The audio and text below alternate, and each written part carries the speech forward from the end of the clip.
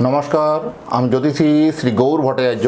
হ্যাঁ, থাম্বনেলে ঠিকই পড়েছেন যে ধনুরাশির জাতক বা জাতিকাদের জন্য এই 5টা গুণের জন্য এরা এত ফেমাস। এই 5টা গুণ এদের মধ্যে থাকবেই থাকবে। আপনি যদি ধনুরাশির জাতক বা জাতিকা হন, অবশ্যই আপনি আপনার ক্যারেক্টারের সঙ্গে মিলিয়ে দেখুন যে আপনার সাথে কথাগুলো মিলছে কি না। এই ধনুরাশির জাতক বা জাতিকারা অত্যন্ত পারদর্শিতার সঙ্গে এই 5টা ঘটনা কিন্তু ঘটবেই ঘটবে। অবশ্যই মনোযোগ সহকারে শেষ পর্যন্ত দেখতে থাকুন।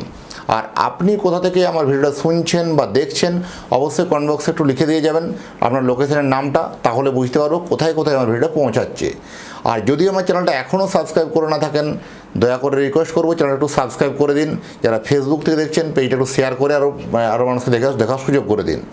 জ্যোতিষ মানে কোনো 1 মিনিটের জাদু বা 1 মিনিটের ম্যাজিক কিছু নয়। আপনি যে সময় জন্মগ্রহণ করেছেন সেই সময়কার আকাশের গ্রহ নক্ষত্রের স্থিতি বলে দেবে যে আপনার আগামী দিনের রুট ম্যাপ কোন পথে হওয়া উচিত, কোন দিকে সাকসেস হবে। আর আমি জ্যোতিষী শ্রী গৌর ভট্টাচার্য। আমার চেম্বার হলো সারা ভারতবর্ষে একটাই চেম্বার।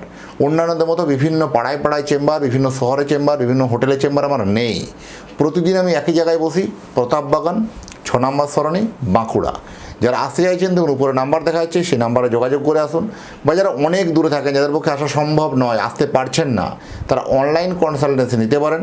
অনলাইনে কথা বলার জন্য কি করতে হবে? আপনার নাম, জন্ম তারিখ, জন্ম সময়, জন্মস্থান, এই তথ্যগুলো পাঠিয়ে দিন। পৃথিবীর মানচিত্রে আপনি যে কোনো জায়গায় থাকুন না কেন, সেখান থেকে বসে আপনি যোগাযোগ আমার সাথে করতে পারবেন। সরাসরি ফোনে জানতে পারবেন আপনার জন্মকুণ্ডলী নিয়ে। জন্ম তারিখ কোনোভাবে যদি কনফিউশন থাকে, দুটো হাতের ছবি তুলে পাঠান। হস্তরেখারও বিচার করে আপনাকে প্রেডিকশান করতে পারবো, বলতে পারবো।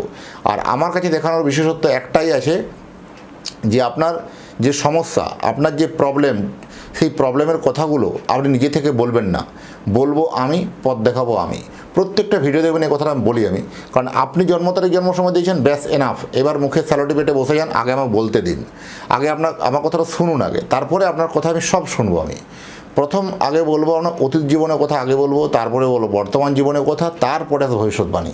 এই অতীতের কথাগুলো মিলিয়ে দেখুন আপনার সাথে ঘটেছে কি না, বর্তমানের কথাগুলো মিলিয়ে দেখুন ঘটছে কি না, তারপরে ভবিষ্যৎবাণীর কথাগুলো মেনে চলবেন বা ইনস্ট্রাকশনগুলো ফলো করবেন। এইভাবেই প্রেডিকশন করতে ভালোবাসি। দীর্ঘ 2010 সাল থেকে একই প্রফেশনে যুক্ত আছি।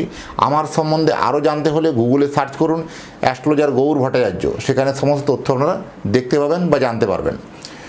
ধনুরাশির জাতক বা জাতিকাদের মধ্যে এই 5টা গুণ যে হবে, তার মধ্যে এদের মধ্যে সবথেকে যে বড় গুণ, এরা অত্যন্ত দূরদর্শী চিন্তাভাবনা করার ক্ষমতা এদের মধ্যে ভগবান আগে থেকে সবথেকে বেশি দিয়েছে। কারণ যদি এদের মধ্যে চিন্তা, ভবিষ্যৎবাণী করার প্রবণতা এদের অত্যন্ত বেশি। মানে আগামী দিনে কি হতে পারে তা এদের জন্য সিক্সথ সেন্স দারুণ কাজ করে। এদের আগামী দিনে কী হতে পারে তার এদের কিন্তু সেই দূরদর্শী চিন্তাভাবনা অত্যন্ত বেশি। কোন বিজনেস আগামী দিনে ভালো চলতে পারে, কোন প্রফেশন ভালো হতে পারে, বা কোন কাজটা আগে করলে আগামী দিনের জন্য ভালো হতে পারে, বা কোথায় ইনভেস্টমেন্ট করলে ভালো হতে পারে, এই গুণগুলো এদের মধ্যে কিন্তু যথেষ্ট অত্যন্ত বেশি। এরা অত্যন্ত বুদ্ধিমান, অত্যন্ত প্রখর বুদ্ধিমান বলতে পারবো। এদের লক্ষ্য নিষ্ঠা এবং দূরদর্শিতা অত্যন্ত বেশি। যে কোনো বড় কিছু এরা টার্গেট করে, সেই টার্গেটে কিন্তু এরা পৌঁছাতে পারে। ধনুরাশির যে সাইনটা দেখেছেন নিশ্চয়ই তীর ধনুক নিয়ে, তো এদের যে টার্গেট, এদের যে ধনুরাশিতে তীর ধনুক নিয়ে সবসময় যে ছবিটা যে আছে এর লোগোটা, তো এই ধনুরাশি তীরের একটা ইন্ডিকেট করে এদের মধ্যে সেই তীরন্দাজের মতো লক্ষ্যে তারা কিন্তু স্থির থাকবে। এতটাই লক্ষ্য স্থির থাকবে, সেই লক্ষ্যে এরা কিন্তু পৌঁছাতে পারবে। পৌঁছানোর জন্য কোনো কার্পণ্যবোধ বা কোনো রকম হতাশায় ভুগবে না, বা এদেরকে সহজে দমানো যায় না। এদের মধ্যে মনের জোর, কনফিডেন্স লেভেল অত্যন্ত হাই থাকে, অসুবিধা কিছু নেই। এরা জ্ঞান পিপাসা এবং প্রজ্ঞা, এদের জানার কিছু আগ্রহ, নতুন কিছু জানতে হবে, রিসার্চ করার ক্ষমতা।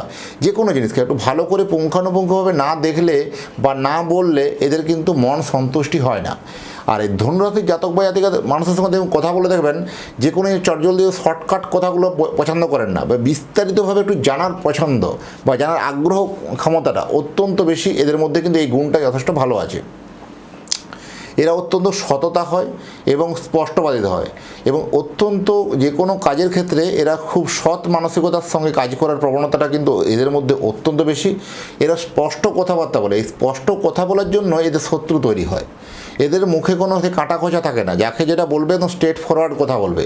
এইরকম ধরনের কিন্তু এদের কিন্তু অ্যাটিটিউড, এদের মধ্যে এরকম কিন্তু কথাবার্তা ক্ষমতা কিন্তু যথেষ্ট ভালো এবং সেটা যুক্তিবাদী কথা বলবে, কোনো মানে অযৌক্তিক কথা বলবে না, কোনো মানে আলতু ফালতু কথা বলবে না। এদের কথাগুলোর মধ্যে প্রত্যেকটা কথা লজিক থাকবে, যুক্তি থাকবে এবং সেই স্পষ্টবাদী কথাবার্তা বলার জন্য নিজের আত্মীয় স্বজন বলুন, পারিবারিক ক্ষেত্রে বলুন, মানজসটা কমে যাওয়া, হঠাৎ করে একটু শত্রুতা তৈরি হওয়া, এরকম ঘটনা কিন্তু হামেশাই ঘটবে।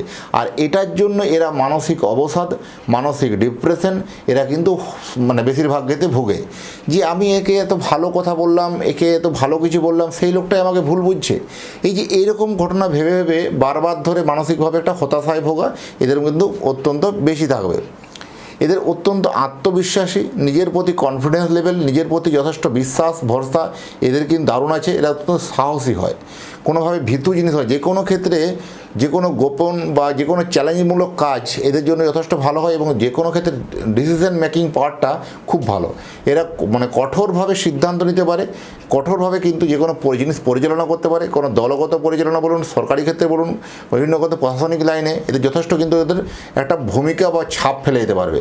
যে কোনো চাকরি ক্ষেত্রে বলুন, এত চাকরিতে এত স্ট্রিক্টলি এত নিয়মকানুন মেনে চলবে, একটা মানে ছাপ ফেলে যাবে সেখানে, এরকম ধরনের একটা প্রবণতা কিন্তু আছে যে কোনো প্রফেশনের ক্ষেত্রে।